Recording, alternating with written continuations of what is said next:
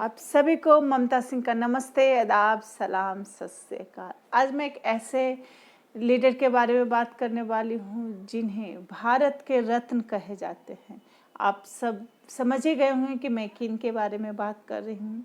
वो हैं रतन टाटा, जिन्हें भारत के रत्न कहे जाते हैं। हम सब की लाइफ में एक छोटी छोटी स्ट्रगल जब होती है तो हम सब काफ़ी परेशान हो जाते हैं, काफ़ी हताश हो जाते हैं और हम सब अपने मार्ग से हट जाते हैं। लेकिन अगर हम सबको सीखना है तो रतन टाटा जी से सीखना है कि उन्हें कितना स्ट्रगल किए और उसके बावजूद आज वो किस मकाम पे हैं, हम सभी को पता है कि वो भारत के लिए क्या हैं। हम सबको नाज है कि वो हमारे देश के हैं। उनका जब वो 10 साल के थे तभी उनके मम्मी पापा का डाइवोर्स हो गया और वो दादी के साथ रहने लगे। उनका स्ट्रगल वहीं से स्टार्ट हो गया।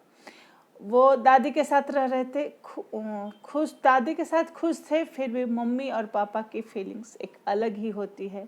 वो वहाँ से बड़े हुए, उसके बाद वो पूरी स्टडी की, पढ़ने में वो काफ़ी अच्छे स्टूडेंट थे। उसके बाद वो विदेश पढ़ने गए और वहाँ वो बर्तन साफ करके अपनी पूरी पढ़ाई की। उसके बाद उन्होंने जॉब ज्वाइन किए। कहाँ ज्वाइन किए? टाटा की ही कंपनी में ज्वाइन किए। यस, जो कि आज रतन टाटा कहे जाते हैं। एक दिन वो वहीं से जॉब का स्टार्ट किए। यानी कि स्टार्टिंग हर किसी का छोटा ही होता है, बाद में हम इंसान बड़े होते हैं, लेकिन शुरुआत जीरो से ही होती है। उन्होंने भी शुरुआत जीरो से ही की और वहाँ भी वो काफ़ी स्ट्रगल किए। उन्हें वो काम बहुत अच्छे से करते थे और वो धीरे धीरे उन्हें एक कंपनी की जिम्मेदारी दी गई, जो कि वो कंपनी बंद होने की कगार पे थी। वो कंपनी की जिम्मेदारी उन्होंने ली और उसमें काफ़ी मेहनत किए।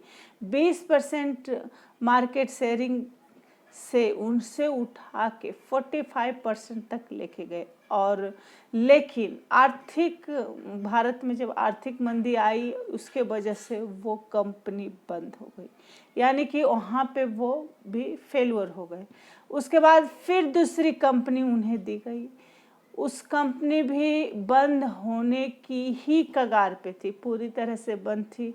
उस कंपनी में भी वो काफ़ी मेहनत किए, लेकिन वो कंपनी भी बंद हो गई कुछ इश्यूज़ के वजह से।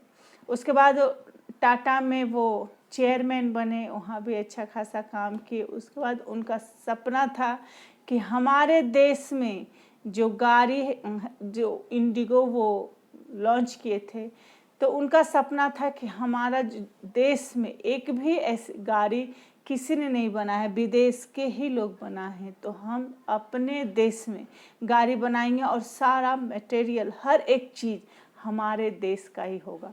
वो काफ़ी मेहनत किए। उसके बाद इंडिगो निकाले, वो भी नहीं चली, वो भी वहाँ पे फेल हो गए। उसके बाद वो जब पूरी तरह से फेल हो गए, वो काफ़ी थोड़ा सा टेंशन में आ गए। उसके बाद वो कंपनी को दूसरे को बेचने का निर्णय लिए। वो मीटिंग बैठी, सामने वाले भी पार्टी आए, उनके भी लोग आए, इनके भी लोग थे। तो एक जगह पे मीटिंग हुई। उस मीटिंग के दौरान सामने वाले ने, जो कंपनी थी, वो कंपनी बोला कि अगर तुमको बिजनेस करना ही नहीं आता है तो तूने ये बिजनेस क्यों स्टार्ट किया? बिजनेस करनी ही नहीं चाहिए। ये तुम्हारी कंपनी मैं खरीद के तुम्हारे ऊपर एहसान कर रहे हैं। ये बात उनके दिल पे चुभ गई। उन्हें बहुत ही अजीब से महसूस हुआ। वो उस टाइम असहाय महसूस कर रहे थे और बहुत ही ऐसा महसूस कर रहे थे कि जैसे मैंने बहुत बड़ा गलती काम की। लेकिन वो उस टाइम सामने वाले को कुछ भी जवाब नहीं दिए, सिर्फ बोले कि अब मुझे ये डील नहीं करनी है और कैंसिल करना है, और वो वहाँ से उठ के आ गए। पूरी रास्ता वो सोचते रहे कि अब हम करें तो क्या करें, उसे सामने वाले को कैसे जवाब दें। मुझे जवाब देनी है लेकिन कामयाब होके जवाब देना है। और उस दिन वो सोच लिए कि चाहे अब जो भी हो जाए हम कामयाब होके रहेंगे। और फिर वो उसमें दिन रात एक कर दिए। उनका सपना ही था कि हमारे देश में एक गाड़ी आए।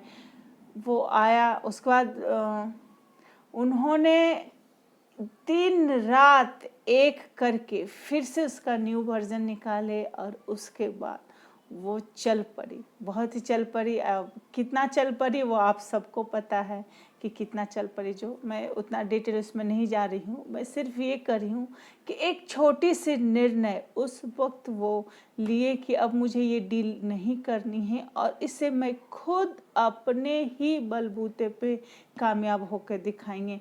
हम सब इंसान के ऊपर यही है कि जब नाकामयाबी आती है तो थोड़ा हम सब नर्वस हो जाते हैं, लेकिन उस वक्त एक सही डिसीजन हम सबको जीरो से लेके आसमां तक लेके जा सकता है। एक सही निर्णय और खुद पे जब भरोसा होना तो हम सब दुनिया को जीत सकते हैं। वो रतन टाटा जी से सीखने को मिलता है।